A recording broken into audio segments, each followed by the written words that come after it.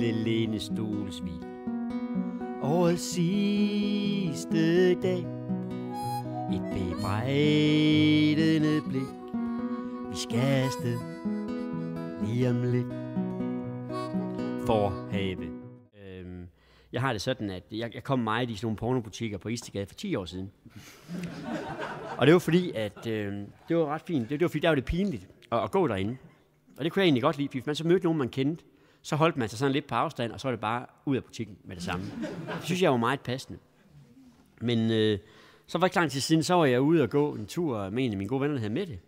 Og så lige pludselig, så siger hun til mig, nej, her skal jeg lige ind. Og så tænkte jeg lige, så stod vi inde i sådan en butik der, hvor der havde sådan nogle, ja, sådan nogle, de jo sælger, sådan nogle ting, der kan pustes op, og hvad med, der skal købe i de butikker der. Og det var jeg sådan helt rystet over det der med, at det ikke var pinligt. Jeg ser det næste, jeg bliver at møde min far derinde, og så står vi bare og hilser på hinanden, som om ingenting er sket. Det har jeg lidt svært ved at forholde mig til. Jeg skulle sådan lige til at bakke ud inden fra butikken, da jeg så ligesom orienterer mig, kan se, at jeg er faktisk inde i Baby Sam på Engehavevej, ikke? Og